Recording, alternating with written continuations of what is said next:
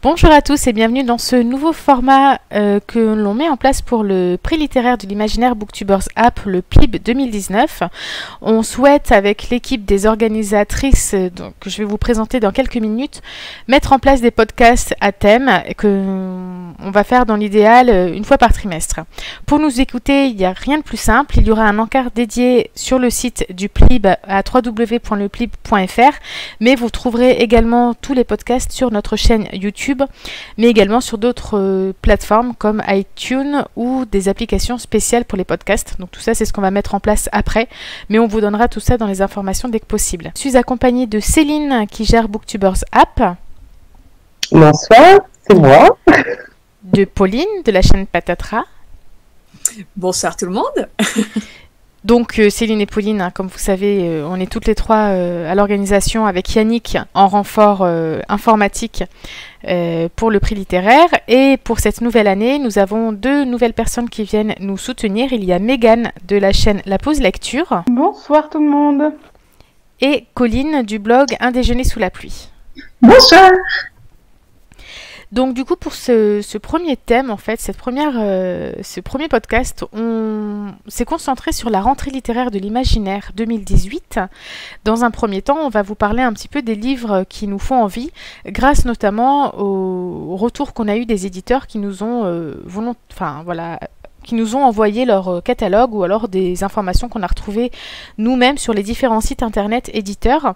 Et dans un second temps, on se concentrera également sur l'ensemble des romans qui sont parus en 2018. Enfin, ce sera une liste non exhaustive, le but étant de présenter une grande sélection de romans qui sont éligibles pour le PLIB 2019, donc à savoir des tomes 1 ou des spin-offs.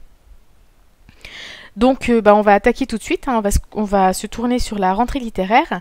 Nous allons vous présenter les romans en fait par ordre alphabétique d'éditeurs, ce qui peut être plus sympa si vous voulez prendre des notes. Et on commence tout de suite avec ActuSF.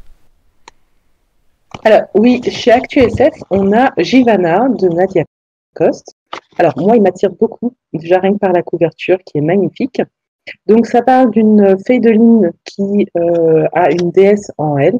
Je ne raconterai pas plus le résumé, tout simplement pour vous laisser découvrir si vous avez envie ou pas. Tout ce que je peux vous dire, c'est que c'est dans le monde déjà de la série de Nadia Coste qui était parue à partir de 2011 chez Grand, des Feidelines. Et à mon avis, ça vaut le coup en termes de magie ça me semble quelque chose de très intéressant, en tout cas à découvrir en termes de fées, de monde féerique. Voilà, c'est ce que ça m'évoque en tout cas pour ma part. Sachez que pour les Feidelines, vous avez 4 tomes également, mais ça peut être lu, Givana peut être lu totalement séparément. On passe à l'Atalante et cette fois-ci c'est Colline qui va vous présenter sa petite sélection. Alors moi je suis en train de lire Frankenstein 1918 qui est sorti tout dernièrement le 20 septembre et qui est écrit par Johan Elio. Et je dois dire que pour l'instant ça m'intéresse beaucoup. Alors c'est difficile à résumer. Globalement, c'est une uchronie parce que ça repart en fait de la Première Guerre mondiale, mais voilà, c'est pas historique dans le sens où forcément il va y avoir un peu de fantastique là au milieu, puisque Winston Churchill, entre autres, pour renverser un petit peu la guerre qui est à son désavantage, va décider de créer des genres de patchwork de membres humains pour essayer d'insuffler de la vie à ces créatures et de faire plus ou moins de la chair à canon un peu badass. Et du coup, l'idée en fait, voilà, c'est de suivre un petit peu ces Frankenstein qui vont acquérir quand même une certaine conscience et l'évolution de la guerre. Et on voit ça aussi du point de vue d'un historien qui est dans le futur, dans les années 50, et qui découvre un peu toute cette affaire-là qui avait été cachée.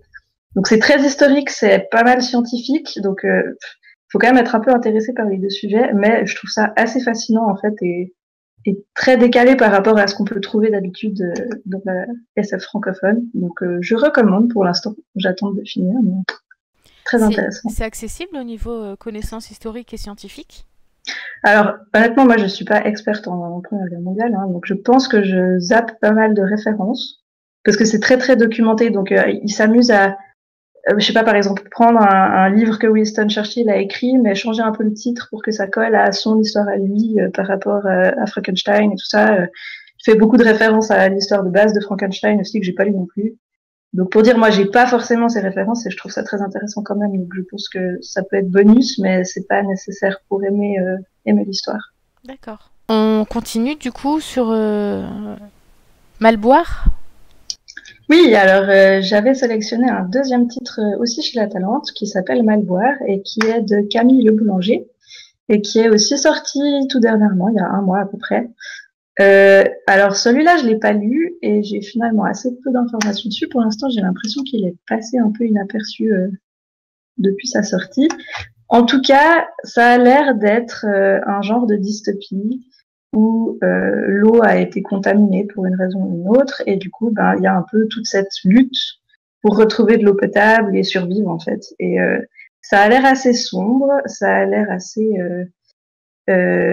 douloureux parce que du coup, voilà, c'est pas très léger comme sujet, et assez mystérieux aussi parce que je pense que c'est assez différent de Sirius qu'on a pu lire cette année dans le sens où c'est moins philosophique et voilà, c'est plus dur, mais ça m'attire pas mal aussi. Il a l'air d'avoir quand même une belle originalité et je me réjouis de voir ça.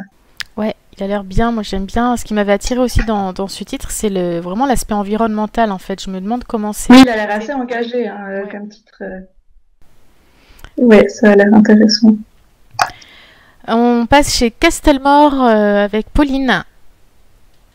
Oui, alors chez Castelmore, pour ma part, il y a 2 romans qui m'intéressaient, on va dire, puisqu'il y en a un que j'ai déjà lu.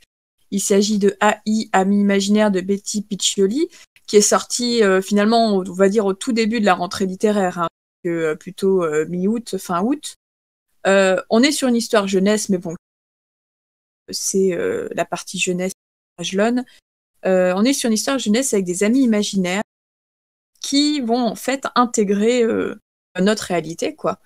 Et qui vont vivre avec les enfants auxquels ils sont reliés, sauf que voilà, il va se passer des aventures, notamment on va les filles Elena et John sont AI, donc amis imaginaires, dans quelques péripéties, et sans trop en dire parce que le but est spoilé, mais vu que je l'ai lu, moi pour ma part, voilà, je voulais vraiment le mettre parce que je l'ai trouvé très intéressant et tout à fait aussi, enfin, tout autant intéressant pour des adultes, voilà. Même quand on n'a pas eu d'amis imaginaires comme moi, quand on était enfant, je trouve que ça aborde des thématiques assez fortes sur l'acceptation des autres, la différence, voilà, tout ça, tout ça. Vous avez eu des amis imaginaires, vous ? Donc moi, non. Non, alors ça, c'est une question que je m'étais posée, si c'était vrai ou pas. Et apparemment, certains en ont, mais moi, j'en ai pas eu. Voilà. Alors, je trouve ça très intéressant, finalement, de lire un roman sur ce sujet-là.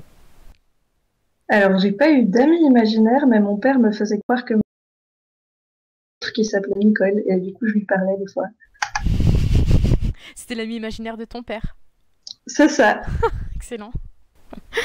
Alors moi, j'avais pas d'amis imaginaires. Par contre, je parlais énormément en fait à mes peluches et c'est mes peluches en fait que je faisais vivre. Je pense que j'avais besoin de ce côté un peu réel en fait, de voir. Toi, t'étais dans Toy Story en fait. C'est exactement. Ouais.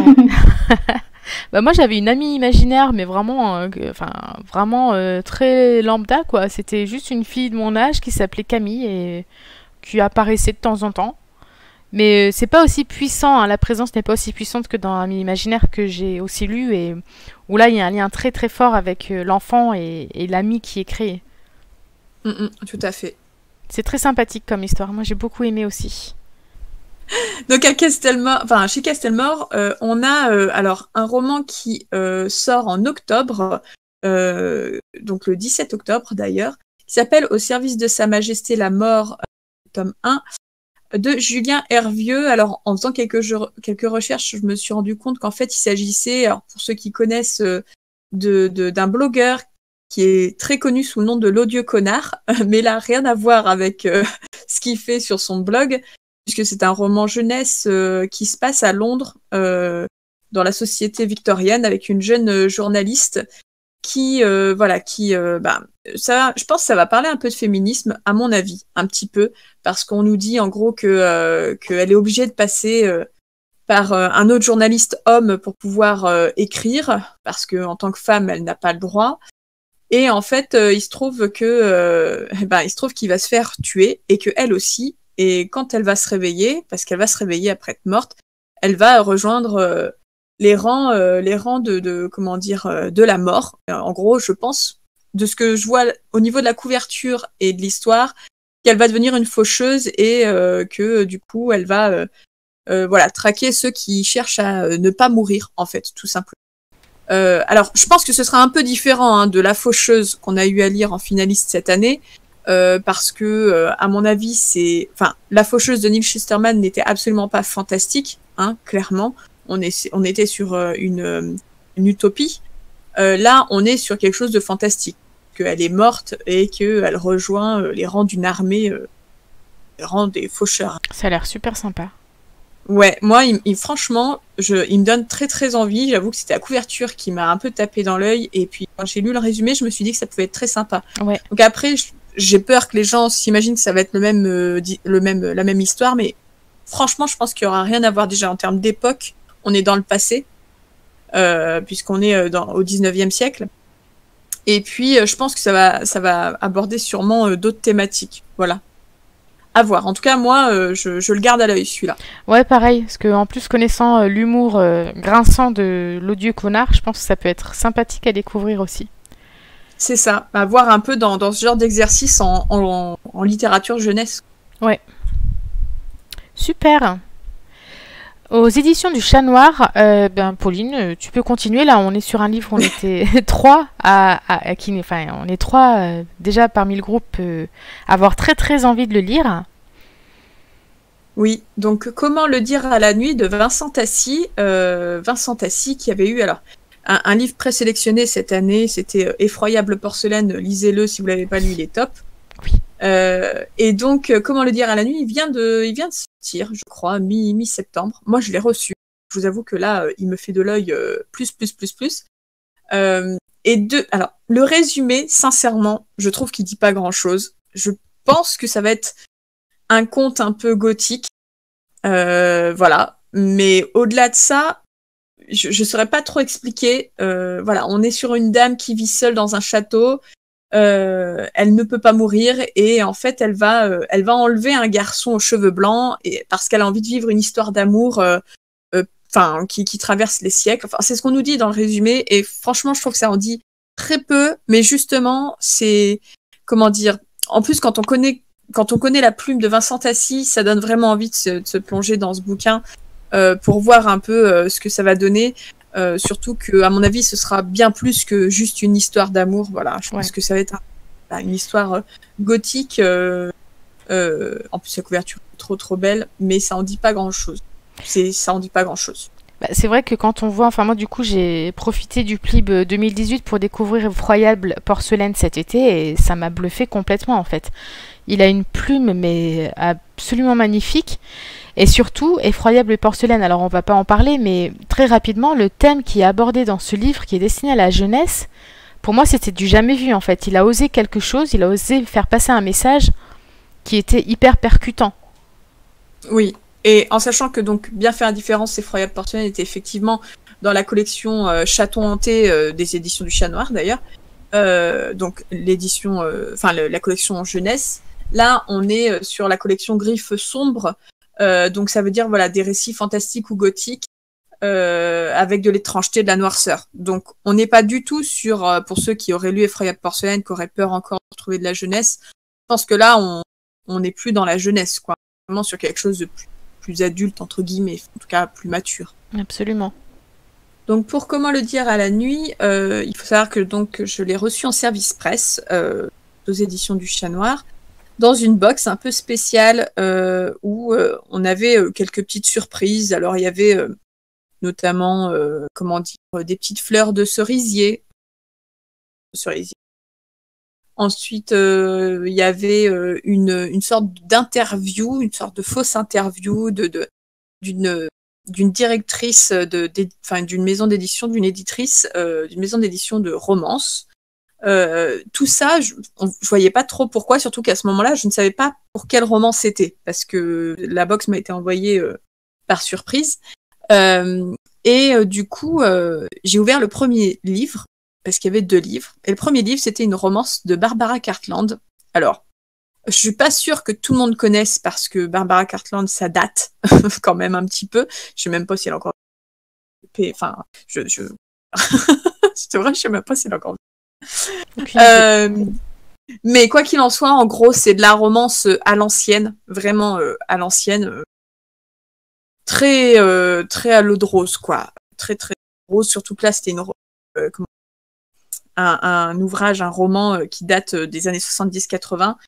Donc je suis même pas sûre de le lire, hein. Pour être franche, je pense que ça sera plus marrant qu'autre chose que réellement des paysans en termes de romance.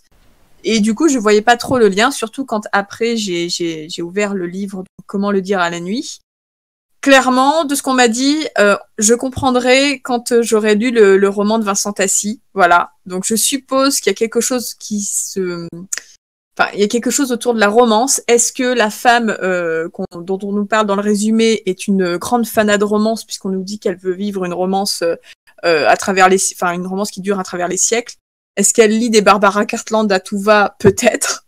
Mais en tout cas, c'est vrai que ça titille et que ça donne envie de savoir, parce que je sais que toutes les autres personnes qui ont reçu la box ont aussi reçu une romance de Barbara Cartland, si je dis pas de bêtises. Donc du coup, voilà. C'était la petite surprise et je serai donc à la lecture. Donc si vous êtes intéressés, sachez que Barbara Cartland a quelque chose à voir dans cette histoire. C'est une anecdote à suivre alors, hein, parce que ça intrigue effectivement. On a chez Marathon Édition un roman, moi, qui m'intéresse beaucoup, qui s'appelle The Big History Show, l'émission de Jan Bockney. Il y a mon PC qui est en train de me dire qu'il a plus de batterie. Jan Bockney-Karl, si je le dis bien. Alors, moi, il m'intéresse beaucoup pour le côté télé-réalité. En fait, on est sur alors, ça va être un diptyque, à savoir, donc c'est le premier tome. On va être sur une sorte de télé-réalité où les candidats, en fait, s'affrontent à différentes époques. Ils vont à différentes époques et ils s'affrontent, en fait, voilà, pour gagner un prix, je suppose. Moi, ce que j'ai aimé, c'est toujours un peu... J'aime beaucoup cette thématique de la télé-réalité, mais de façon encore plus exagérée que ce qu'on connaît déjà. Bon, là, on est côté fantastique, mais je pense que c'est toujours possible que un jour ça arrive. Bon, peut-être pas dans le voyage dans le temps, mais voilà. Et là, en plus, voilà, ça couple avec le voyage dans le temps et je trouve ça super sympa comme idée. Donc, j'avoue qu'il me plaît beaucoup, beaucoup. Enfin, il m'intéresse beaucoup, en tout cas. Et voilà, une fois, petite maison d'édition. À savoir qu'il est disponible notamment pour la campagne Ulule. Voilà, il est disponible en format numérique, je crois, hein, si je dis pas de bêtises. Donc disponible jusqu'au 3 octobre jusqu'au 3 octobre du coup, si vous passez par le projet jusqu'au Ulule. 3 octobre, la campagne Ulule est bonne jusqu'au 3 octobre. Donc si vous aussi vous êtes intéressé par cette histoire de télé-réalité avec saut dans le temps, je pense que ça peut être intéressant d'aller voir du côté de la campagne Ulule. Je dis ça, Ouais. je dirais. Moi, je l'ai mis aussi dans ma liste parce qu'il a l'air plutôt sympathique. On passe au Mouton électrique avec 2 romans qu'on a relevés. Oui, alors le premier que j'ai relevé, c'est Le Dompteur d'avalanche de Margot Delhomme, qui est sorti il y a un petit mois, fin août. Celui-là, je commence à le voir passer un petit peu. Il y a des gens qui commencent à le lire et à donner des retours assez positifs globalement, j'ai l'impression.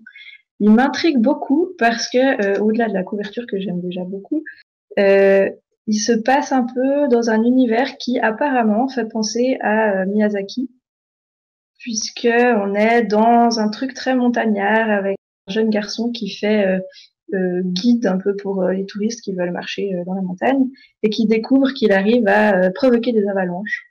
Je sais vraiment pas trop dans quelle direction ça part après. J'ai lu que c'était un peu un genre de quête initiatique, assez fantaisie, assez coloré, assez riche comme ça. Et du coup, ça m'intrigue énormément. Donc finalement, en fait, il y a juste un titre qu'on a relevé, donc celui de Colline, parce qu'on vient de vérifier et le titre que j'avais vu pour ma part est une sortie de 2017, donc il n'est pas éligible et il ne fait absolument pas partie de la rentrée littéraire 2018. On a relevé un titre chez Lips dont Pauline va vous parler tout de suite. Oui, alors un titre qui sort fin novembre, hein, donc pour le coup, personne ne l'aura lu, je pense, pour pouvoir voter pour lui, mais après, il faut voir que vous pouvez tout à fait, si vous souhaitez être juré, voter pour des livres que vous n'avez pas lus. Obligé d'avoir lu les romans, juste avoir envie de les découvrir. Donc il s'agit de Le pouvoir du temps, le tome 1 de Violaine Jeannot, donc chez Lips Co Édition. Alors, a priori, c'est une histoire assez fantastique avec donc une jeune fille qui va perdre ses parents et qui va à la fac en fait rencontrer une amie et se rendre compte qu'elle a elle-même des pouvoirs et que ces amis-là aussi ont des pouvoirs comme la téléportation, manipuler les sentiments, arrêter le temps. Je pense que ça s'appelle le pouvoir du. Mais bon, voilà, en gros, on nous dit qu'il va se passer plein de péripéties, que le mal guette. Donc après, au niveau du résumé, je trouve que dit comme ça ressemble à peut-être beaucoup de résumés qu'on a pu voir passer beaucoup d'autres romans. Moi, ça m'interpelle toujours parce que j'aime beaucoup les histoires justement où on a des jeunes qui ont des pouvoirs. Et là, ce que je trouve bien, c'est que on n'est pas sur des adolescents. Ça peut paraître bête, mais le fait qu'on est sur des jeunes adultes, voilà, ça fait aussi du bien parce que souvent, ces résumés-là, on les retrouve plutôt dans la littérature adolescente. Donc, on nous dit, voilà, le tome 1 sort le 30 novembre, le tome 2 le 28 décembre. C'est sympa, c'est bien ça, quand ils vont vite à sortir des séries, c'est encourageant à les lire. Je vais intégrer en fait Hepta Publishing, qui est une nouvelle maison d'édition qui a vu le jour là il y a quelques semaines, je crois,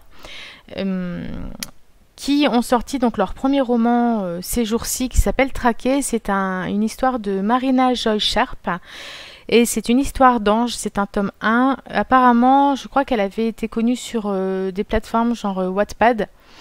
Et voilà, la vie d'Anna est menacée et c'est un ange qui va venir la sauver. Donc c'est assez classique, des sagas Hush Hush et compagnie. Moi, ça me tente énormément parce que, en fait, je me rends compte que ça fait très longtemps que j'ai pas lu d'histoire qui mettait en scène des anges. Et je suis très intriguée de le voir comment, en fait, elle va utiliser ces ingrédients qui sont assez connus dans le fantastique pour se les approprier. Oui, c'est exactement le livre que je voulais lire. C'est celui-là que je cherchais, que je n'arrivais pas à retrouver et qui m'intéressait beaucoup. Je suis contente que tu en parles comme ça ce soir, comme ça je vais bien noter. Oui.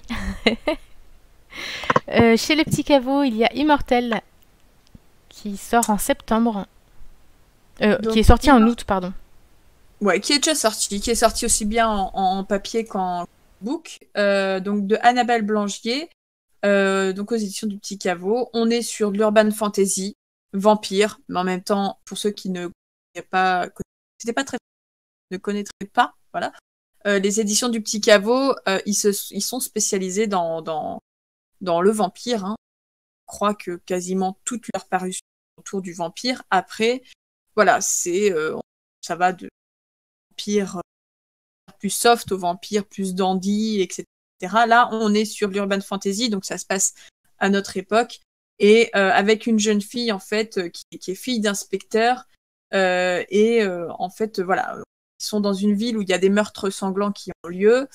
Et la jeune fille va se rendre compte qu'en fait, leur voisin pourrait peut-être avoir un lien avec tout ça, et surtout que c'est un vampire. Voilà. Donc après, je sais pas trop sur quoi on se lance. Est-ce qu'on est plus sur du policier ? Policier. Oui, plus ou moins policier. Est-ce qu'il y aura de l'humour ? Est-ce que... Voilà, je sais pas du tout sur quoi on se lance.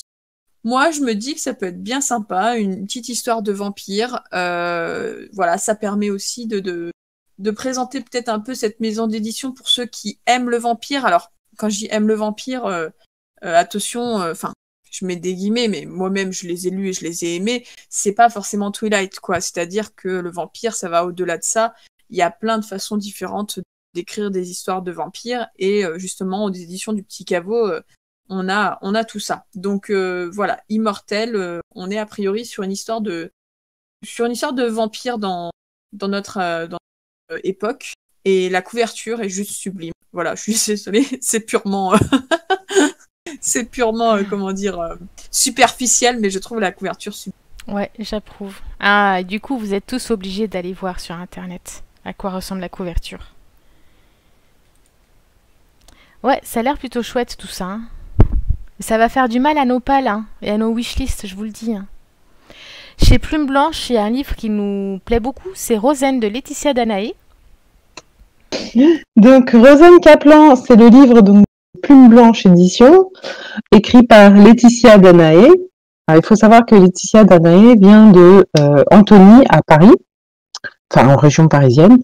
C'est une jeune autrice et je crois qu'elle fait des études d'infirmière. Voilà, vous savez tout. Et donc, elle a écrit Rosen, qui est un livre sur les djinns et les danyers. Donc, les danyers, je suis partie regarder un petit peu sur Internet et apparemment, ce ne sont pas des humains, ce sont une espèce autre que des humains. Et les djinns, donc, étaient en fait auparavant des esclaves des danyers. Ils ont été libérés, donc l'esclavage a été aboli. Par contre, ils vivent sur des terres qui sont dites libres et dans une vie avec une vie très simple, mais il ne faut pas trop s'écarter de ces terres. Voilà, disons qu'il faut quand même faire un petit peu profil bas. Et dans le résumé, on découvre qu'il doit y avoir une union entre les princes et les princesses des différentes tribus qui permettrait en fait de mettre un trait, un trait sur le douloureux passé. Voilà, moi c'est plus tant le résumé qui m'a le plus attiré que la couverture, bien que la couverture soit très belle. C'était surtout le monde des djinns et de découvrir un monde totalement inconnu, avec peut-être un petit peu de romance, on suppose, mais bon, quand bien même, là c'est peut-être aussi forcé, donc à voir. Voilà, donc c'est un titre que j'ai décidé de choisir parce que vraiment ça m'a... Moi, ce qui me donnait envie aussi dans Rosen, enfin, je pense que j'ai un petit faible dès que ça parle de fantaisie orientale, en fait. Je trouve que ça... Tu voyages direct, en fait. Oui, alors, c'est vrai que moi, quand on me parle de djinns, ça m'attire aussi. On enchaîne sur une grosse sortie qui est attendue par de nombreux blogueurs et booktubeurs et lecteurs, puisqu'il s'agit d'une autre belge favorite avec Les Terres de Brume de Cindy Van Hulda. Alors, correction, il est sorti le 19 septembre. Il est sorti, oui, exactement. Donc, publié chez Rajo. Terre de Brume, le sanctuaire des dieux. Et Megan, est-ce que tu veux nous en dire un mot ? Oui, alors effectivement, il a très bien fait sa pub parce que il m'a donné envie, puisque je le vois depuis quelque temps passer. Pour ma part, je n'ai encore jamais lu de Cindy Van Wilder, donc je me suis dit que c'était l'occasion de se lancer un petit peu pour découvrir sa plume. Et en fait, donc il s'agit d'une saga, je pense que c'est intéressant de le dire. Et ce qui m'a intéressée surtout dans le résumé, c'est que on va parler de magie, mais de magie surtout qui est liée aux éléments. Donc dans le résumé, on parle des éléments de l'eau et du feu. Donc déjà, je trouve que c'est très intéressant et j'ai envie de savoir aussi si on va retrouver l'élément de la terre et de l'air. Et ensuite, on parle de deux héroïnes, donc de deux femmes qui vont devoir s'unir grâce à leur magie pour faire face à ce qui est dit une vague de brume peuplée de monstres. Donc voilà, un peu je pense partir sur du zombie, même si voilà, c'est pas dit clairement que c'est du zombie, mais en tout cas ça va être des monstres à combattre et du coup je trouvais que c'était intéressant de suivre deux femmes face à tout un peuple à combattre. Ouais, moi j'avoue que je suis faible en fait. Je vois Cindy Van Wilder, j'achète. C'est ce que j'ai beaucoup aimé tous les livres qu'elle a fait auparavant, que ce soit la saga. J'ai perdu le nom. Les Outrepasseurs. L'année dernière, c'était. J'ai perdu les titres en fait, les filles. L'année dernière, elle avait sorti un livre. Il y avait Mémorex, non ? Ouais, il y avait Mémorex et l'année dernière, c'était un gros coup de poing. C'était un livre. La Lune est à nous. La Lune est à nous, ouais. C'était une grosse claque dans ta gueule, quoi.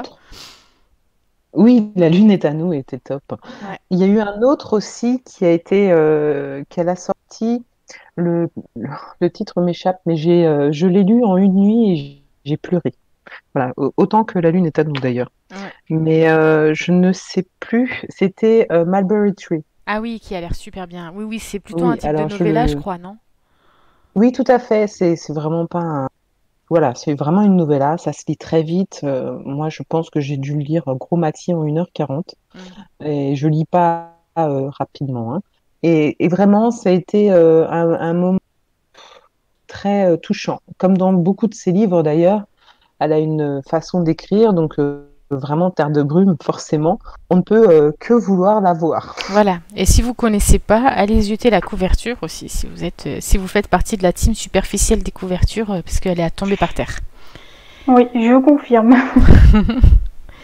On passe au Rouergue, où là, il y a 2 sorties qui ont l'air très sympathiques. Oui, alors moi j'ai relevé Nihil, le tourbillon du temps de Alex Cousseau qui est sorti fin août. Ça a l'air assez difficile d'en parler parce que le résumé ne dit pas grand-chose sur l'histoire. Ça a l'air d'être un roman choral, donc avec en tout cas 3 personnages principaux. Ça a l'air assez mystérieux, on n'est pas sûr qu'ils soient dans la réalité ou s'ils sont à des époques différentes. Ça a l'air de mélanger du médiéval, des contes nordiques, du fantasy, enfin un peu de roman contemporain au milieu. Ça a l'air très intriguant. Moi, j'adore quand on me fait perdre tous mes repères et que je sais pas du tout ce que je vais lire. Donc, je sais pas comment le vendre, mais il a l'air assez excellent. Alors pour ma part, j'ai relevé Apanoko de Karine Serres, qui est un roman qui va sortir en octobre, et il n'y a pas beaucoup d'informations, si ce n'est que c'est un roman futuriste qui va se passer en majeure partie au Japon, en tout cas qui va beaucoup parler de la culture japonaise. C'est un livre à partir de 13 ans et dans lequel en fait on découvre un univers totalement décalé, c'est-à-dire que les humains passent leur temps à jouer, tandis que les robots gouvernent. Ce qui pourrait être totalement envisageable dans l'avenir, je trouve, hein, vu qu'on est tout le temps connecté à nos écrans et compagnie. Cependant, il y a 2 enfants, en fait, l'un qui appartient au quartier français et l'autre au quartier japonais, qui vont se voir pousser qui vont voir leurs mains devenir vertes. Et en fait, ça va leur octroyer un pouvoir qui est de traverser l'espace-temps. Donc, j'en sais pas plus, mais moi, ça m'a donné vachement envie de découvrir ce titre. Après, c'est vrai que cette année, on a pu découvrir Sirius qui était publié chez le Rouergue et ça m'a donné fortement envie de découvrir un peu plus leur catalogue puisque ça avait été un gros coup de cœur. Et j'espère qu'il en sera de même avec Apanoko. Ouais, je te rejoins là-dessus, il me faisait très envie aussi, et j'avoue que les couvertures du web, en général, elles m'attirent beaucoup aussi, vu qu'on a décidé d'être superficiel ce soir. En fait, en même temps, dans l'imaginaire, c'est vachement important d'avoir des belles couvertures qui attirent l'œil parce que l'imaginaire, c'est le voyage, c'est vraiment l'évasion et du coup, je pense que, à mon avis, il n'y a pas forcément beaucoup de lecteurs de l'imaginaire qui sont insensibles aux couvertures en fait. Et pour terminer cette sélection de la rentrée littéraire, en fait, on a 2 romans publiés par Estelle Faye. Alors, moi, j'ai sélectionné Les nuages de. Bon, j'ai un gros faible pour la science-fiction, donc vraiment pas dite, on va dire, utopie ou dystopie, mais vraiment de la vraie science-fiction dans l'espace, n'est-ce pas? Et celui-ci, c'est le premier space opéra d'Estelle Faye. Alors, je ne sais pas ce que ça va donner exactement. Tout ce que je peux dire, c'est que j'ai énormément aimé la plume d'Estelle Faye dans Les Seigneurs de Bohême, que j'ai découvert d'ailleurs comme ça sa plume. Et donc voilà, je veux sélectionner ce roman pour ça, parce qu'elle a une plume qui est formidable, parce que là, c'est du space opéra, donc parfaitement dans mes cordes. C'est chez Scrinéo. Alors, je ne sais pas que Scrinéo faisait de la science-fiction, donc je découvre, je suis très heureuse pour ça. Donc on va découvrir en fait. Et juste, je Oui, te coupe en fait, petite information qui peut être intéressante. Si je ne me trompe pas, mais il ne me semble pas, je crois que c'est Stéphanie Nico qui gère la collection science-fiction. Donc oui, Stéphanie Nico qui organise les Imaginales, un grand festival de l'imaginaire oui, qui se déroule à Épinal au mois de mai. tout à fait. Et donc, je suis bien contente de suivre cette collection, n'est-ce pas? Et donc, on va suivre Damien Sabre qui va vouloir partir un peu à l'aventure dans l'espace, alors que là, à l'heure actuelle, les compagnies refusent qu'ils aillent justement en liberté dans l'espace. On va aussi avoir une jeune serveuse qui s'appelle Dan, qui elle, voilà, travaille dans un bar qui est c'est un petit rad, quoi, quelque chose qui paye pas de mine. Et donc, ça s'appelle Le Frontier, d'ailleurs, ce bar. Et ensuite, on va découvrir Mary Read, qui, elle, vient de l'espace, justement, et qui, en fait, vient se cacher directement sur le planétoïde, là où il y a Dan, la serveuse, dans le fameux rad Frontier. Moi, ce que j'aime bien, c'est que ça ressemble encore une fois à la façon d'écrire d'Estelle Faye, c'est-à-dire on voit plein de personnages et à un moment donné, on sait que ça va se réunir et ça va donner une révélation. Et c'est ce qui m'a le plus attirée dans ce roman. Dans la rentrée littéraire qui correspond au PLIB, d'ailleurs, il y a très peu de livres de science-fiction pure, et donc c'est un vrai plaisir de la voir au final. Voilà. Alors la couverture est magnifique, c'est un vaisseau spatial. Alors, ceux qui n'aiment pas trop ce genre, je peux comprendre, mais quand même, faut avouer, la couverture est magnifique. Vous en conviendrez, j'en suis sûre. Et donc il y a un autre livre d'Estelle Faye qui sort toujours chez Scrinéo dans une collection qui est dirigée par Cassandra O'Donnell, qui s'appelle L'île au manoir. Et donc là, c'est moi qui vais vous en parler. Alors moi, contrairement à Céline, j'ai eu un petit peu de mal avec Le Seigneur des Bohèmes. Alors effectivement, j'ai bien apprécié le style de l'écriture, mais l'histoire en elle-même était... voilà, j'ai eu un petit peu de mal à accrocher. Du coup, j'avais envie de la découvrir d'une manière un peu différente et peut-être un peu plus légère, entre guillemets, puisque ça va être un livre qui est plus jeunesse. Et ce qui m'a attirée également, c'est on se retrouve sur une île avec Adam, qui est un jeune garçon, et qui va essayer d'aider une jeune fille mystérieuse qu'il est la seule à voir. Donc voilà, cette ambiance de bord de mer et puis un petit peu d'enquête qu'il va mener avec ses amis, ça m'intéressait bien. Et je me suis dit que ça pouvait être une bonne manière de découvrir Estelle Faye. Ouais, surtout que, enfin, Estelle Faye, je ne sais pas si dans le groupe on est beaucoup à avoir lu plusieurs de ses romans. C'est un couteau suisse en fait. Cette nana, elle touche à tout. Elle arrive vraiment à faire des genres de romans, mais totalement différents. C'est assez dingue en fait. Elle touche à la fois la jeunesse, l'adulte, mais aussi bien des histoires qui traitent avec l'Empire romain, avec un monde futuriste dans lequel Paris est soumis complètement aux ruines, ça a été dévasté, ou alors dans Bohème où elle nous fait un roman choral, mais alors on aime ou on n'aime pas, mais au niveau du style d'écriture c'est hyper maîtrisé. Et là je suis vraiment curieuse de découvrir aussi ces deux romans parce que c'est une autrice que j'aime beaucoup suivre dans ses publications. Un des livres de Estelle Faye que j'ai adoré, c'est Porcelaine. Et pour le coup, là, pour m'intéresser de lire, une histoire avec de la légende chinoise, enfin en tout cas asiatique. Oui, c'est ça, en Chine. Bah, n'hésitez pas. Je plus sois ce que tu dis, Hélène. C'est un vrai couteau suisse.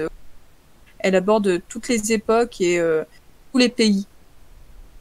Bon bah voilà, on a fait le tour à peu près de cette première partie donc pour la rentrée littéraire.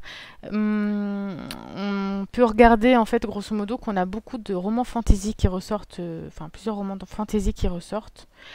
Il y a effectivement très très peu de science-fiction pure et dure, et ensuite on est pas mal dans le fantastique, mais je trouve que cette sélection qu'on a fait est très variée. Et il y a de quoi piocher en fait dedans. Je sais pas ce que vous en pensez les filles. Oui. Largement, et on n'est que sur la rentrée littéraire. Oui, oui, parce qu'il y a encore beaucoup d'autres titres qui donnent vraiment beaucoup d'envie. Oui, alors moi, c'est vrai qu'il y a beaucoup de fantaisie, mais il y a aussi beaucoup de livres qui ont l'air de sortir un peu là-dessus. Et je suis un peu étonnée en bien par rapport au fait que ce soit tous des livres francophones. J'ai l'impression qu'il y a pas mal de prises de risques et il y a pas mal de livres qui m'intéressent. Ouais, carrément. Et en fait, par rapport, je trouve qu'on a quand même beaucoup de romans qui sont quand même adressés aux adultes, à tous les âges, mais c'est pas catalogué young adulte en fait. Oui, c'est peut-être un peu moins jeunesse que ce qu'on a eu dans la première sélection. À voir après avec la deuxième partie sur laquelle on va enchaîner, parce qu'on a encore une fois pas mal de livres à vous présenter.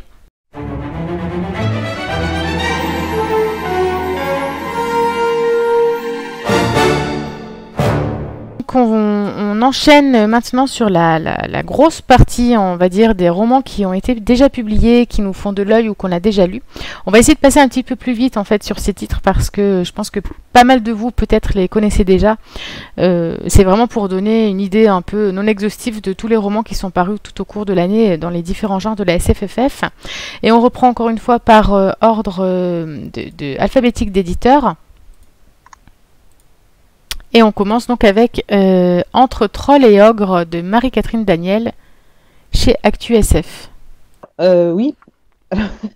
Donc, Entre Trolls et Ogres, alors c'est un titre qui est assez rigolo. C'est quand même une histoire entre des trolls et des ogres, et c'est un troll qui reçoit une lettre, et en fait on apprend que son petit-fils a une guerre, et on apprend que son petit-fils va au collège.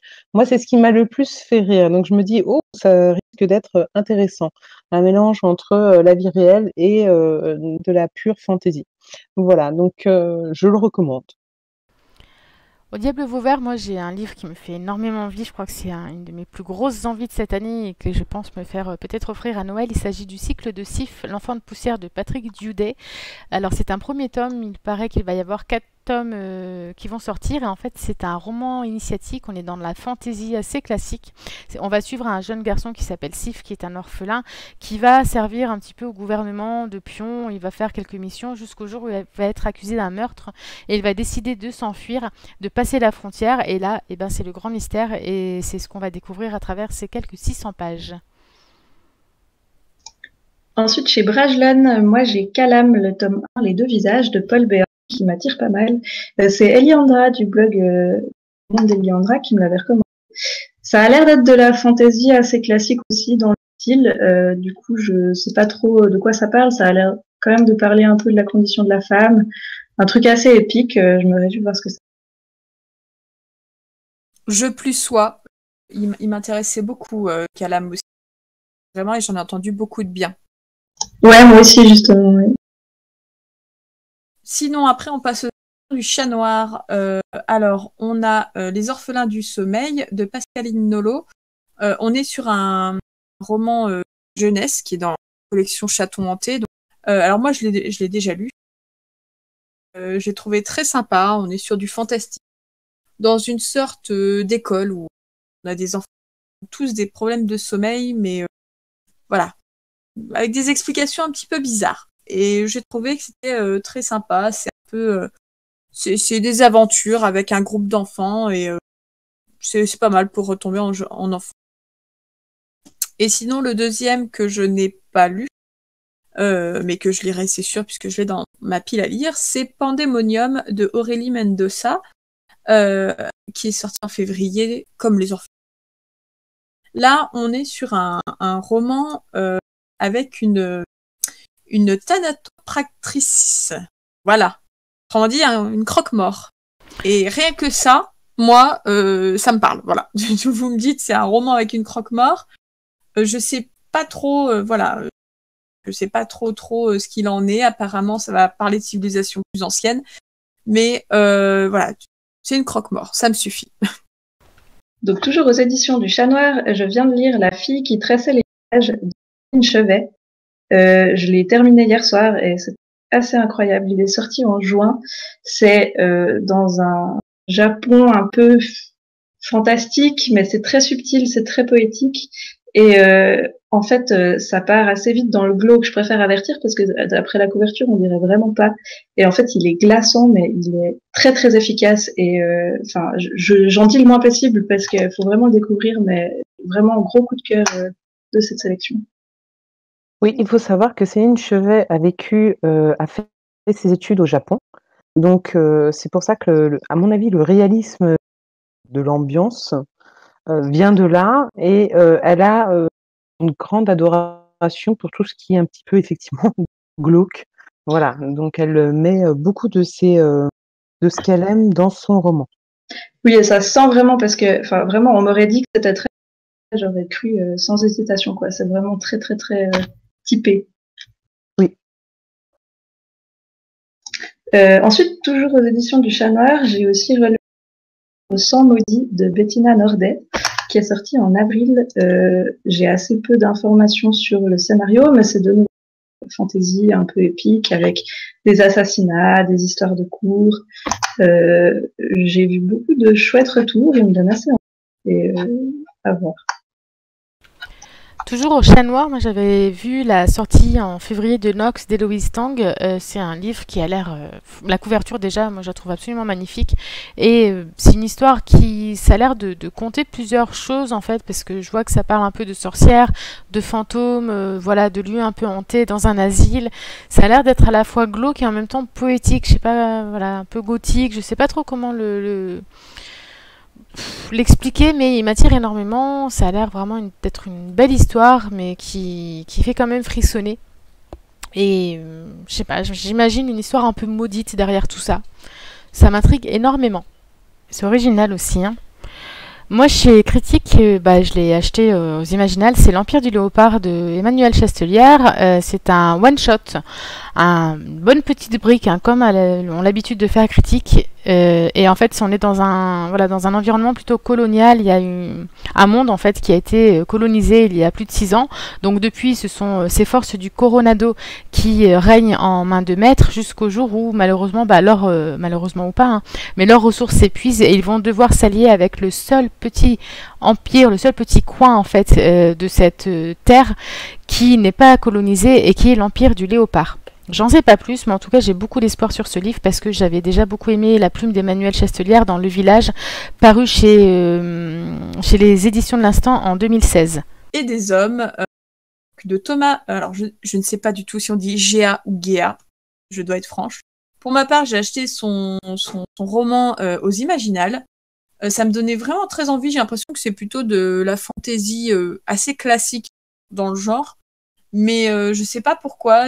Voilà.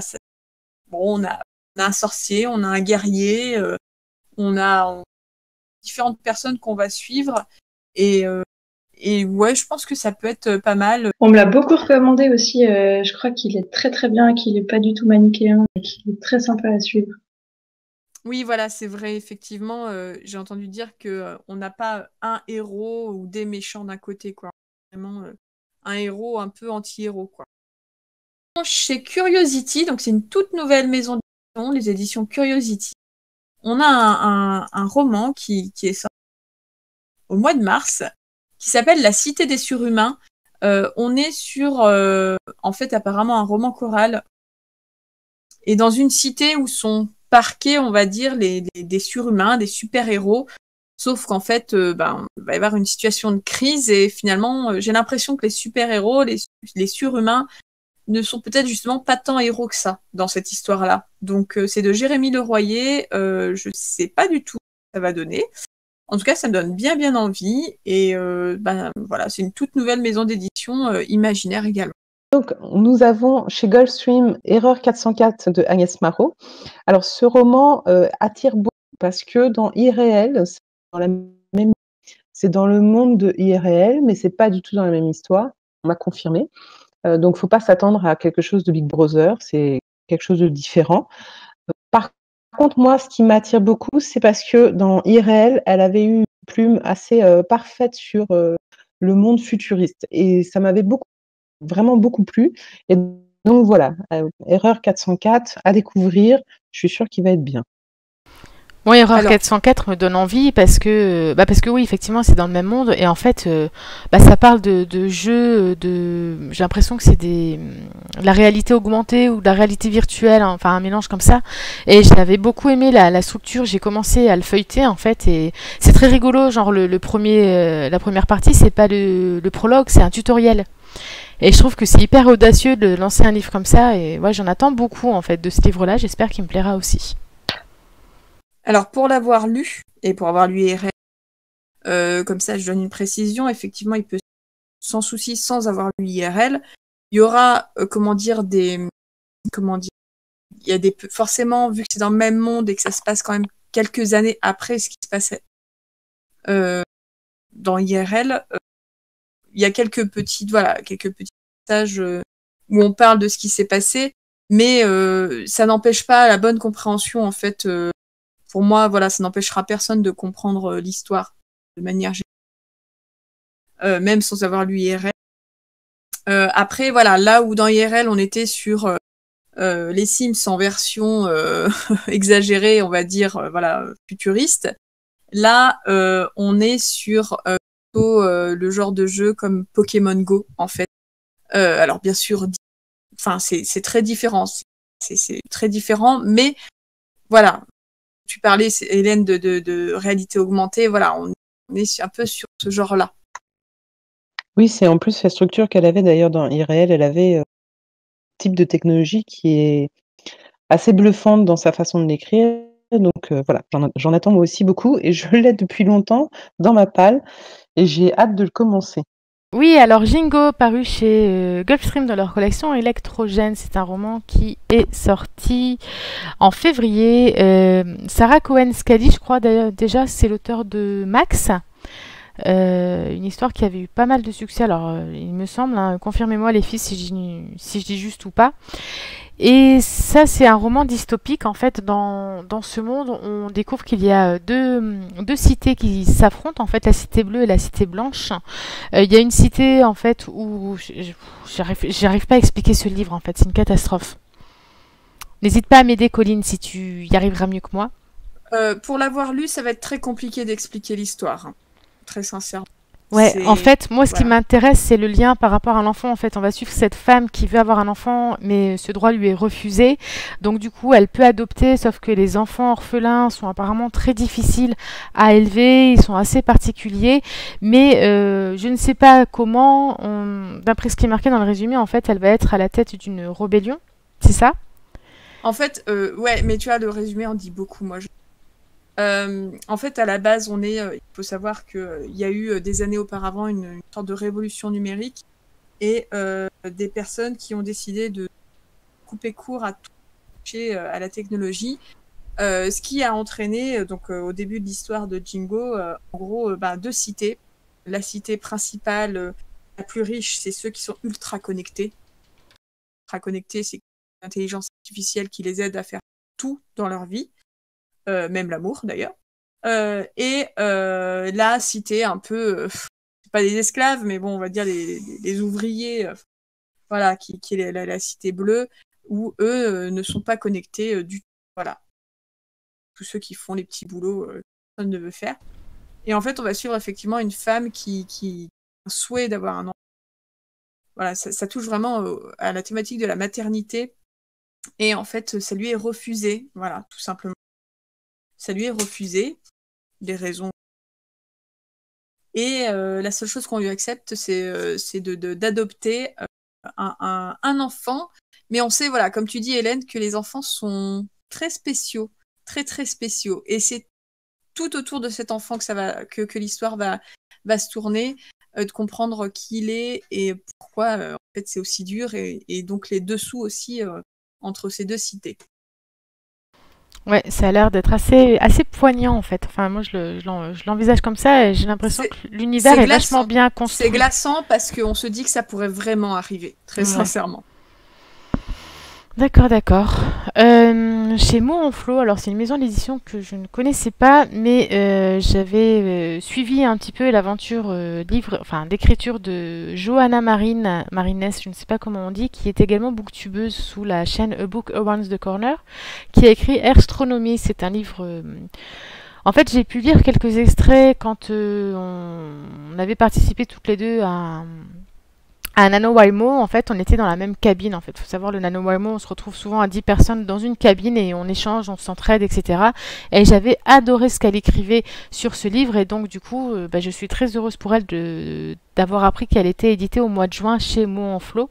Et là, on est vraiment dans un monde plutôt science-fiction futuriste avec encore une fois de la thématique de l'environnement, de la fin du monde, de comment on traite notre planète qui est mis en avant. Et j'en sais pas plus et je veux pas en savoir plus. Pour ma part, le peu que j'ai vu de l'écriture de Johanna m'a énormément plu, donc je sais que je le lirai très bientôt.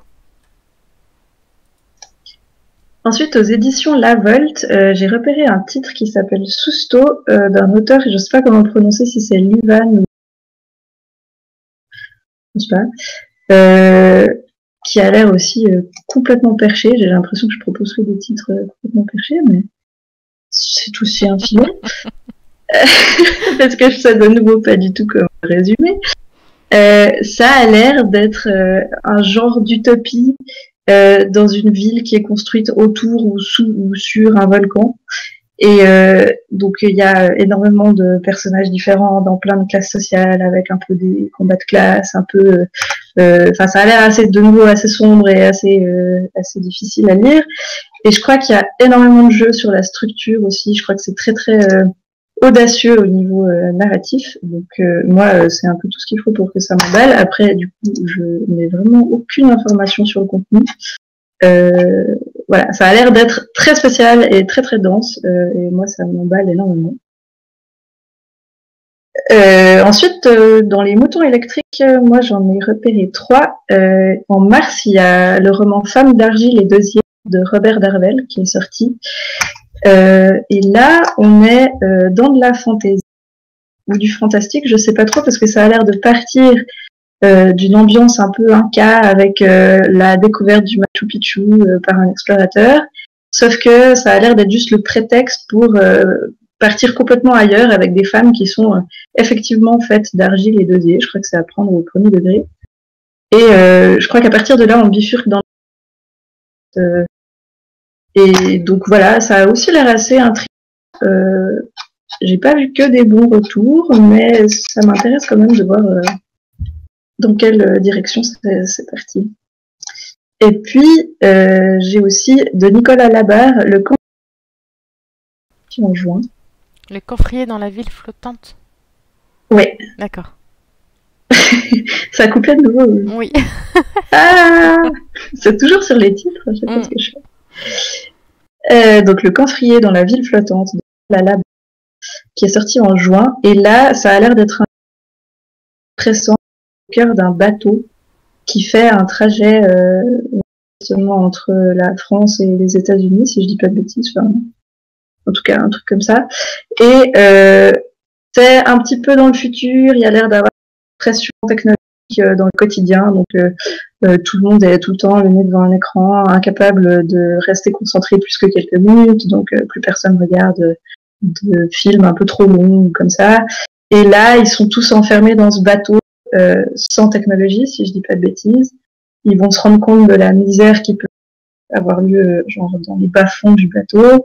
Et voilà, ça a l'air d'être un truc, encore une fois, assez sombre et assez mystique. Ça m'intéresse celui-là. Il a l'air cool. Et de nouveau, la couverture est super cool, je trouve. Ouais. Bah, les moutons électriques, c'est vrai qu'en général, ils font vraiment un super boulot d'illustration. Ah, c'est sûr. Donc ensuite, des moutons électriques, j'ai aussi pris Nicolas Texier, Mont et Merveille, le tome 1, qui s'appelle Opération Sabine, qui est sorti en février. Ça se passe à Londres, ça a l'air d'être une fantaisie avec un peu de l'espionnage et un truc assez dynamique comme ça, qui fait partie des indés de l'imaginaire, et je crois qu'il a été pas mal plébiscité à sa sortie, pas maintenant les retours qu'il a. Dans le style, ça me fait un petit peu penser aux Sœurs Carmine, très différent, ça doit être peut-être un peu moins humoristique et un peu plus action. En tout cas, il y a l'air d'avoir un joli mélange et la magie, comme ça, et je trouve que ça a l'air sympa aussi dans l'ambiance, donc je regarderai à quoi ça ressemble. Cool. Alors moi, je vais vous parler des éditions Lynx avec Le Passageur, qui est donc le tome 1 de Mel Andoris. Il est sorti au mois de mai et depuis sa sortie, il me fait vraiment de l'œil. Alors tout simplement parce qu'on va parler de fantômes et notamment d'un petit garçon qui doit faire passer les fantômes de l'autre côté, on va dire, pour qu'ils puissent être au repos. Et il va rencontrer malheureusement un fantôme malsain et pour pouvoir l'aider à passer, il va devoir aller dans le passé. Et du coup, voilà, pour moi, histoire de fantôme et voyage dans le temps, c'est tout ce qu'il me fallait pour me lancer dans un livre. Ouais, ça a l'air super chouette. C'est un excellent livre. Ah ouais, ça a l'air sympa. Je savais pas que ça parlait de fantômes, Le Passageur. Du coup, je vais me le noter aussi parce que j'adore les histoires de fantômes. Et puis là, en fait, en plus, on est... alors moi, ce que j'ai beaucoup... que je l'ai lu, c'est qu'en plus, on nous parle d'une communauté qu'on voit très rarement dans les bouquins. C'est la communauté des... J'aurais dire des gitans, mais plus joli que ça. Voilà. En fait, il se trouve que le héros voilà, vient de cette communauté-là. Et donc, il y a une certaine, pas mythologie, mais autour de cette culture-là, en fait, d'un point de vue qui est D'accord. bien intéressant. Oh, Voilà. c'est cool. Chez Mnemos, il y a Chara, les masques d'Azerkila. Je trouve que c'est très dur à dire. De Charlotte Bousquet, qui est sortie au mois de juin, qui était en pré-vente, je crois d'ailleurs, aux Imaginales, avec une magnifique couverture de Mélanie Delon. Et moi, personnellement, il est dans ma pile à lire parce que, comme pour Rosen, en fait, c'est de la fantasy orientale avec des djinns, avec des chamans, avec plein de magies différents et ça a l'air super, super dépaysant. Donc, j'espère que ça va être bien. Et puis, Bah, ça va faire du bien de retrouver Charlotte Bousquet dans de la fantasy. Moi, je ne l'ai pas encore lu et il m'intéresse beaucoup. Parce que dernièrement, elle avait fait de choses, notamment chez Gulfstream, qui est un peu moins la fantasy. Voilà. Et là, on est sur de la pure fantasy adulte, a priori. Ouais. Et je vous rejoins, il a l'air super top. Je l'ai aussi acheté dernièrement et je trouve que la couverture est à tomber. Oui, la couverture est magnifique. Alors, je crois qu'on dit Dasrila, parce qu'en fait, le cas généralement dans les langues africaines, c'est en R, donc c'est Dasrila. Mais D'accord. bon, je suis pas du tout certaine, mais Oui, ouais. je me pose la Effectivement, si c'est question. comme. En plus, quand on sait un petit peu que Charlotte Bousquet, notamment, a vécu au Maroc, effectivement, en arabe, le cas H fait re. Enfin, Oui, moi je pense que c'est c'est ça, possible Dasrila. qu'effectivement, comme tu Nasrilla. dis, ça se dit Asrila, ouais. D'accord. Alors, les oubliés d'Ishtar, non, les oubliés d'Ishtar. Alors là, encore une fois, je suis très contente parce que c'est de la science-fiction. Donc j'ai vraiment hâte de découvrir ce titre. Alors c'est bon, bien évidemment, il y a une guerre dans la science-fiction, on est souvent avec de la guerre. C'est les Nadjam qui sont des soldats programmés pour tuer et qui sont donc contre d'autres personnes, les Gullian, et qui en fait n'ont pas d'autre choix que de fuir et ils vont partir, à mon avis, dans une quête pour la survie et ils n'auront qu'une seule arme pour les sauver, c'est l'arme de vie. Alors, enfin, l'arme vie. Voilà, je n'en sais pas plus. Donc, le livre est d'Émilie Kerbalek et c'est aux éditions, que je ne me trompe pas, Nat Éditions. D'ailleurs, j'ai jamais lu de livre, donc ce sera une très bonne occasion de les découvrir. Ensuite, on a Le Voyageur onirique de Guillaume Beck, d'une maison d'édition qui a ouvert ses portes. Alors, fin 2017, mais voilà, le tout premier roman qu'ils ont sorti, c'est celui-ci au mois de mai 2018. Je tiens quand même à dire, que la petite anecdote est sympa, c'est qu'on les a découverts, enfin, on a découvert cette maison d'édition grâce à notre campagne Ulule, puisqu'en fait, ils ont participé à la campagne, et on s'est dit, mais qui c'est ceux-là? C'est quoi cette maison d'édition? Et en fait, voilà, on les a contactés. Donc, on est ravis. C'est une toute nouvelle maison d'édition dans l'imaginaire. Et Le Voyageur onirique, en fait, on est sur un petit roman. En plus, alors, ce que je trouve, moi, très bien, c'est que c'est en format poche pour une nouvelle maison d'édition. Ça permet de plus facilement, peut-être, oser tenter aussi, surtout que le roman est à 10 €. Et en fait, on est sur un roman un roman fantastique qui s'inscrit dans le mythe de Cthulhu, donc de Lovecraft, pour ceux qui connaissent, en sachant que l'éditeur m'a bien dit qu'il était tout à fait possible de lire ce livre sans connaître le mythe de Cthulhu. C'est juste que voilà, on est un peu dans cette ambiance-là. Donc a priori, c'est fantastique, un peu horreur aussi. Je n'en sais pas plus. Ensuite, nous avons Les filles de l'astrologue. Alors, je dois vous avouer que j'ai craqué dessus, sur cette couverture. Et donc, j'ai lu un petit peu. Bon, je ne vous dirai rien. Sachez juste que ce sont donc 4 filles où on a des signes astrologiques qui sont très précis, on va dire. Et ensuite, leur père se fait arrêter par le roi Louis XIV qui interdit la pratique de l'astrologie et elles sont obligées donc de se séparer. Moi, ce qui m'a attirée dans les premières pages, c'est l'écriture, c'est la façon, voilà, l'ensemble du monde dans lequel on évolue parle beaucoup, me plaît beaucoup. Et il faut savoir que les personnages ont été écrits. Alors, je ne sais pas si c'est une auteure et astrologue ou pas, mais je crois que si. En tout cas, une astrologue a relu pour être sûre que tout allait bien. Donc, c'est intéressant pour ceux qui s'y intéressent, l'astrologie. Voilà. Alors, oui, je vous ai même pas dit, c'est de Laurence Chac et c'est chez Rajo. C'est sorti au mois de mars et le tome 2 est sorti Il est dernièrement. déjà sorti. Ouais, Oui, tout à fait. Je crois qu'il est sorti en soit août ou septembre. oui, c'est ça. Il est sorti. J'en ai pris qu'un. J'ai été raisonnable, on va dire. Et effectivement, donc c'est avec les maps participation et relecture de Karine Lacassin, je disais, donc l'astrologue. Donc Laurence Chac, l'autrice, et chez Rajo Éditions. On passe chez Scrinéo. Chez Scrinéo, Ah en oui. fait, on a relevé 3 titres qui nous ont plus attirés que d'autres. Alors moi, il y avait Poussière fantôme qui m'a beaucoup parlé. Encore une fois, ça parle de fantômes. Je rejoins un petit peu Mégane sur l'envie. Donc c'est d'Emmanuel Chastelière.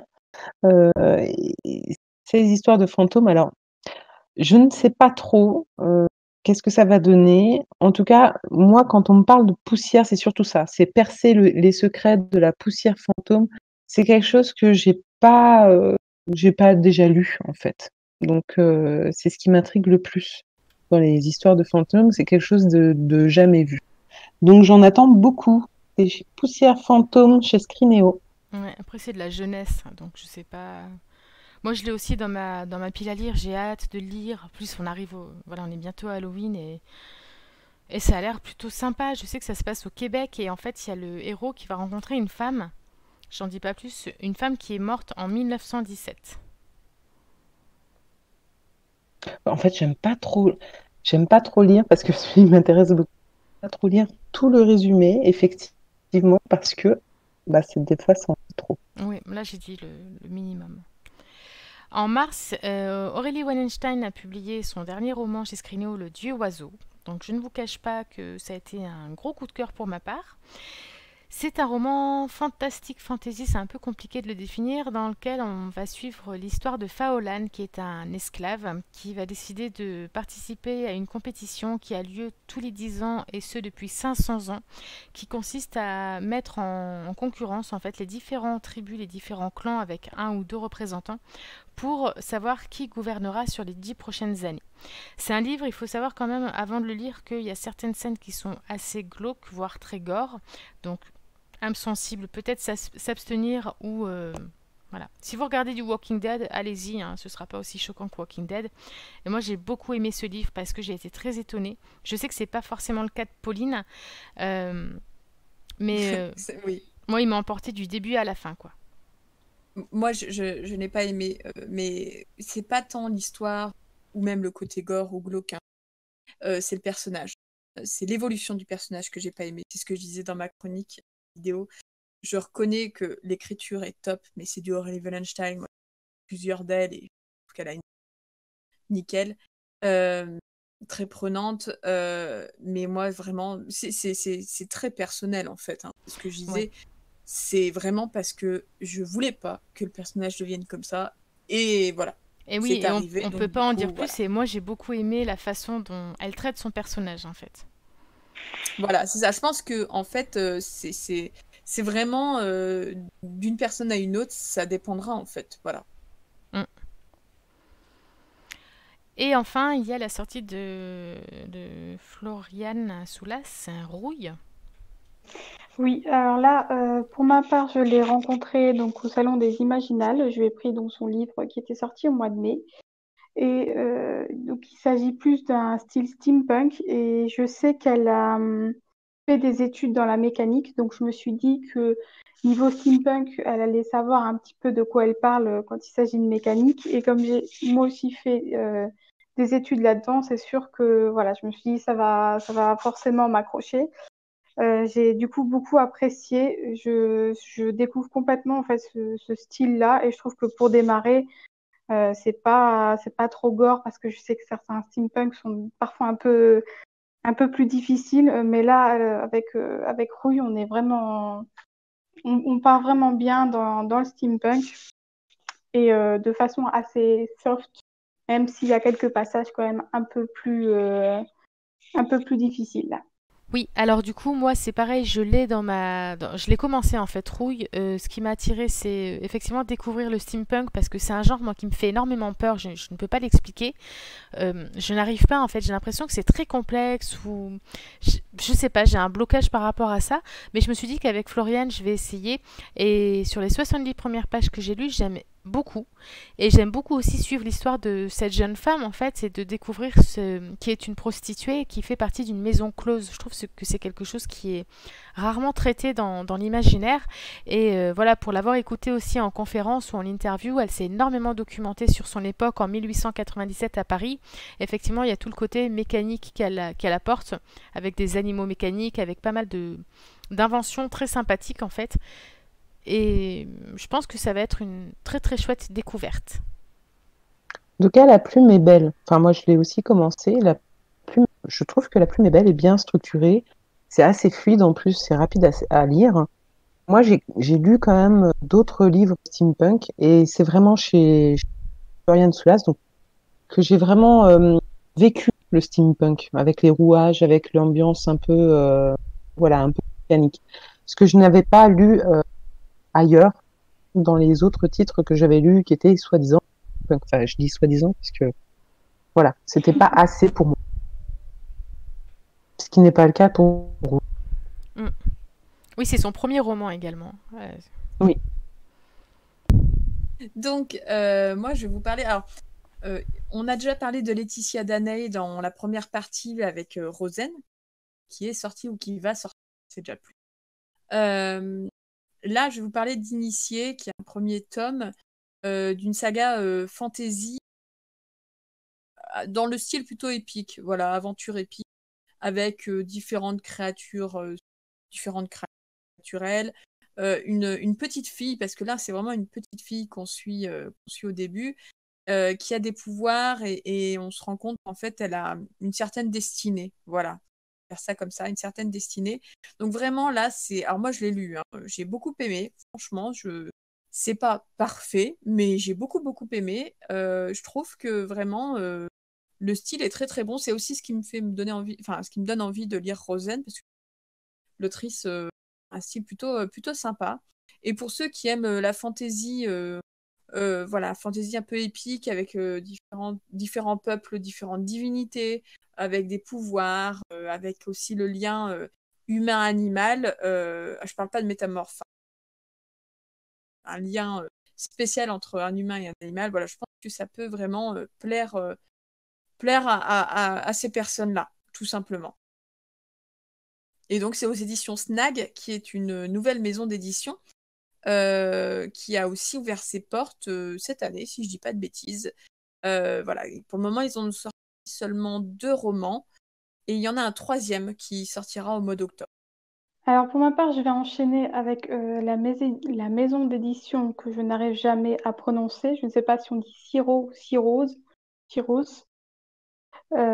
avec Ceux des limbes de Camille Brissot. Alors pour ma part, je l'ai découvert l'année dernière dans le pli 2018 avec, comment s'appelait-il? La Maison des Reflets. J'avais beaucoup apprécié à l'époque l'univers, surtout, pas forcément l'histoire, mais surtout l'univers qu'elle avait mis en place. Et là encore, avec Ceux des larmes, donc je l'ai lu. Et là aussi encore, c'est vraiment en fait l'univers qu'elle crée, qui je trouve, elle arrive très bien à retranscrire l'ambiance et elle a très bien imaginé et très bien travaillé son univers. Et donc c'est surtout là-dessus que je m'arrête avec elle, on va dire, où on va retrouver en fait des adolescents qui doivent passer par un rite pour devenir un petit peu adultes, c'est-à-dire ils sont lâchés dans la nature où il y a là aussi des limbes, donc c'est des genres de zombies et ils doivent passer l'épreuve de cette survie-là pour réussir à s'en sortir et devenir adultes, entre guillemets. Camille Brissot qui a, je crois, gagné un prix littéraire, je ne sais plus lequel, l'année dernière, enfin au mois de mai, pardon, aux Imaginales avec justement le titre que tu disais, Mégane, La Maison des Reflets. Oui, exactement. D'accord. Et on va terminer cette sélection avec un roman paru chez Tornada de Jean-Marc Thénault. Il est sorti début juillet, c'est Les Prières de sang. Les Prières de sang, en fait, c'est un livre qui se lit à part, mais ça fait partie d'un même univers où Jean-Marc Thénault nous introduit son enquêteur du paranormal, Alan Lambin, et dans Les Prières de sang, il entraîne le lecteur dans une enquête ésotérique surnaturelle au cœur de la Normandie, dans des monastères qui ont une histoire assez particulière, et c'est vachement bien, et du coup, moi je l'ai dévoré en même pas 2 jours ce livre. Je vais pas trop vous en dire, juste des petites indications comme ça. En tout cas, on part également sur l'histoire des croisés et dans ce monastère qui est vraiment rempli de secrets. À savoir aussi que, enfin juste pour Tornada, les livres sont souvent des livres de poche qui sont à 9,99 €. Je trouve que c'est assez accessible et c'est toujours, pour ma part en tout cas, de la bonne qualité. Je trouve ça très bien quand les petites maisons d'édition proposent des romans en format poche. Parce que je pense que les gens sont plus frileux finalement à aller vers les petites maisons d'édition moins connues. Et si les romans sont à 10 € au lieu de 20 €, je pense que ça les rend moins frileux. Donc je suis d'accord avec toi Hélène, c'est très bien pour Tornada et c'est ce que je disais aussi pour Osmiose. Voilà, c'est que ça permet de tester une petite maison d'édition pour pas trop cher. Ouais, tout à fait. Et ben voilà, c'est ce podcast. Donc on en profite pour remercier l'ensemble des éditeurs qui nous ont transféré leur catalogue pour pouvoir travailler sur cette thématique. D'ailleurs, vous retrouverez l'ensemble de ces titres très prochainement sur le site du PLIB, donc www.leplib.fr, dans la rubrique PLIB 2019, avec les couvertures, les résumés, les prix, les pages, tatati tatata. Et je remercie également la fine équipe qui m'a accompagnée sur ce premier podcast que nous avons enregistré en soirée. Donc si par moment nos voix semblent un petit peu fatiguées, c'est normal. On a essayé de se retrouver vraiment à un moment où on était toutes disponibles. Et enfin, nous vous remercions, vous auditeurs, de nous avoir écoutés jusqu'au bout. Bonne soirée. Allô. On est déjà en train de ronfler. On sent la fatigue. Bon. J'ai réagi. Bonne soirée. Bonne soirée à tous. Bonne soirée. Bonne soirée tout le monde.